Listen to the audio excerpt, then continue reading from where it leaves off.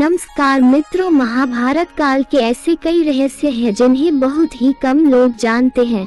इन्हीं रहस्यों में से एक है जब द्रौपदी अपने ही पति भीम को मारना चाहती थी, मगर द्रौपदी अपने ही पति की मृत्यु क्यों करना चाहती थी, और वो भी उस पति की जो उसे सबसे ज्यादा प्रेम करता था और उसके हक की लड़ाई में सबसे आगे खड़ा रहता है।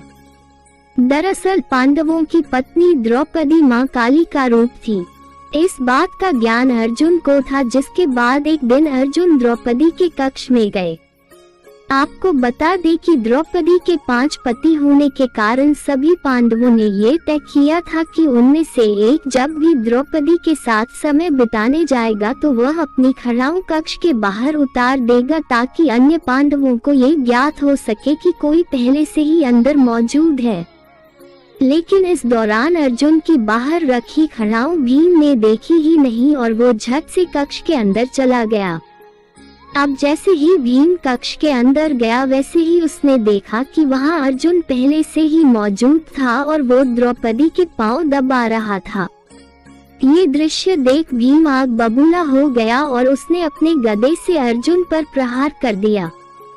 कुछ शोर सुनाई देने पर युधिष्ठिर कक्ष में पहुंचते हैं और भीम से कहते हैं कि ये तुम क्या कर रहे हो, क्यों तुम अपने छोटे भाई को मार रहे हो।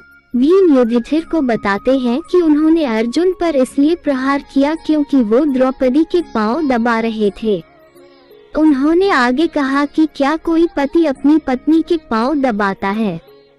अब युधिष्ठिर को भी ये ज्ञात था कि द्रौपदी मां काली का ही रूप है, इसलिए वह भीम को चुप कराते हुए कहते हैं कि यह अर्जुन और द्रौपदी का आपसी प्रेम है, किसी को भी इसके बीच में नहीं पड़ना चाहिए। बड़े भाई द्वारा ये बात सुनने के बाद भीम महल से ही बाहर चले जाते हैं, लेकिन वो अभी भी इस बात से क्रोधित थे कि अर्जुन ने ऐसा क्यों किया। क्रोधित भीम अब महल में कभी वापस नहीं आना चाहते थे और सुबह से चलते चलते अब भीम को रात हो जाती है। ऐसे में भीम एक पेड़ पर आराम करते हैं। अब भीम विश्राम कर ही रहे होते हैं कि तभी रात 12 बजे वहां एक व्यक्ति आता है और घास के मैदान में पानी देने लगता है। उस व्यक्ति द्वारा ऐसा करने पर भीम की नींद खुल जाती है और भीम वहीं पेड़ पर बैठे हुए ही ये नजारा देख रहे होते हैं। धीरे धीरे वहां एक सभा लगने लगती है। इस सभा में भगवान शिव, ब्रह्मा जी और इंद्रदेव समेत कई देवता शामिल होते हैं और इस सभा को संबोधित कर रहे होते हैं भगवान श्री कृष्ण। तभी भीम देखते हैं कि इस सभा में द्रौपदी आती है, जिसका मुंह खून से सना होता है और साथ ही उसके एक हाथ में खप्पर और दूसरे हाथ में कटार होती है। द्रौपदी को बिना अपने पतियों के अकेले देख भीम और आग बबूला हो जाता है, लेकिन वो वहीं रहकर ही ये सब दृश्य देख रहा होता है।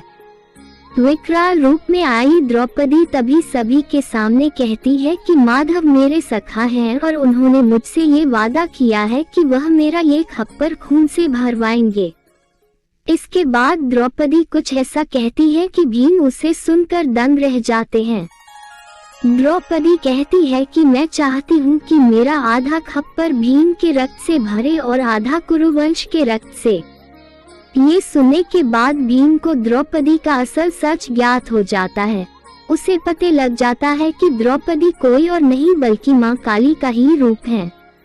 द्रौपदी की ये बात सुनकर भीम काफी डर जाता है और सभा खत्म होने के बाद वो डरते हुए श्री कृष्ण के पास जाता है और उन्हें पूरी बात बताता है कि उसने सभा में जो कुछ भी हुआ है वो सब देखा है और वह अपनी जान कैसे बचाए इसका भगवान श्री कृष्ण से समाधान मांगता है। इस पर श्री कृष्ण भीम को बताते हैं कि द्रौपदी महाकाली का रूप है और उनका ये जन्म केवल खप्पर भरने के लिए ही हुआ है। जिसके बाद घबराकर भीम कहते हैं कि मगर द्रौपदी तो अपना आधा खप्पर मेरे ही रक्त से भरना चाहती है। जिसके बाद श्री कृष्ण भीम को इसका समाधान बताते हुए कहते हैं, हे भीम तुम चुपचाप अपने कक्ष में जाओ और भोजन मत करना, चाहे जो जाए, जब तक द्रौपदी तुम्हें भोजन के लिए मनाने न आए तब तक तुम अन्न को हाथ भी मत लगाना। श्री कृष्ण के ऐसा कहने पर भीम बिल्कुल वैसा ही करते हैं। जिसके बाद भीम को मनाने के लिए सभी पांडु पुत्र आते हैं और उसे खाना खाने को कहते हैं, लेकिन भीम नहीं उठते। जब काफी देर तक भीम नहीं उठते तो द्रौपदी भीम को भोजन करने के लिए कहती है, जिस पर भीम द्रौपदी से कहते हैं कि वह केवल एक ही शर्त पर भोजन करेंगे, यदि द्रौपदी उनका मनचाहा वरदान उनको दे दे तो। भीम द्वारा ऐसे कहने पर द्रौपदी राजी हो जाती है और भीम द्रौपदी से वरदान मांगते हैं कि हे द्रौपदी, पांडु की 5 संतानों को बख्श दो। इस पर द्रौपदी कहती है तथास्तु, और इस प्रकार भीम की जान बच जाती है।